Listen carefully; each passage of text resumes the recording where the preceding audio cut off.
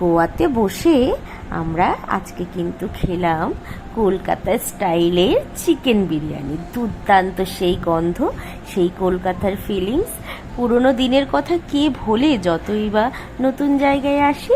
Hello বন্ধুরা, তোমরা সবাই কেমন আছো? আশা করছি সবাই ভালো আছো, আমিও ভালো আছি। আমি থাকি গোয়াতে, আর গোয়াতে যেহেতু কলকাতা স্টাইলেই কলকাতার মতন যেই বিরিয়ানি হয়, সেই গন্ধ, কলকাতার যেই মিঠা আতরের গন্ধ, যেই জায়ফল জায়ত্রী যে গন্ধটা, সেই গন্ধের সেই বিরিয়ানি এখানে কিন্তু একদম পাওয়া যায় না। তো সেই কারণেই বাড়িতে এসেছিল দেওর এবং যা। আর যা আসা সত্ত্বে আমি বললাম, আমি তোমাকে সব জোগাড় করে দিচ্ছি, তুমি কিন্তু আমাকে অবশ্যই কলকাতা স্টাইলের বিরিয়ানি বানিয়ে খাওয়াবে। তো যেমন বলা তেমন কাজ। তো সব কিছু উপকরণ এনে হাজির। আর বাইরে হচ্ছিল খুব বৃষ্টি। কলকাতায় কি এখন বৃষ্টি হচ্ছে? অবশ্যই কিন্তু কমেন্টে জানাবে।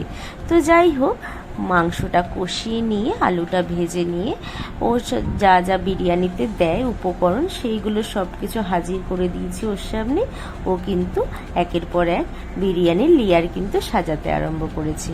আর আমার তো কোনো কাজ নেই তখন। আমি কি করলাম, তখন ক্যামেরাটা নিয়ে বসে গেলাম ওর সামনে। আমি বললাম, তুমি কিন্তু অবশ্যই বলে বলে দিও ওইটা কি কি দিচ্ছ। যাই হোক, মাথায় তো আছে। তো যদি আবার কখনো ইচ্ছা হয়, অবশ্যই বানিয়ে তোমাদের ডিটেলস কিন্তু ভিডিও শেয়ার করব। আর তোমাদের যদি একটু জানতে ইচ্ছা হয় এই বিরিয়ানিটা কেমনভাবে হয়েছে, অবশ্যই কমেন্ট করো, আমি কিন্তু ফুল ভিডিও আপলোড করে দেব।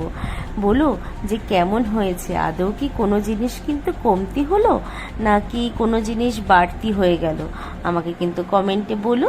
আর হ্যাঁ, বলেছিল খোয়া ক্ষীর আর টক দই দেওয়ার কথা। যদিও বা এখানে মানে এই বৃষ্টি, এত বৃষ্টি হয় কনস্ট্যান্ট, তো বৃষ্টির কারণে আর বেরোনো হয়ে ওঠেনি। যাই হোক, লাস্টে 10 মিনিট একটু ভাপে রেখেছিল। দুর্দান্ত সেই ফ্লেভার, সেই কলকাতার সেই গন্ধটা যেটা আমি হারিয়ে ফেলেছিলাম, সেটা যেন আবার নতুন করে পেলাম। টাটা।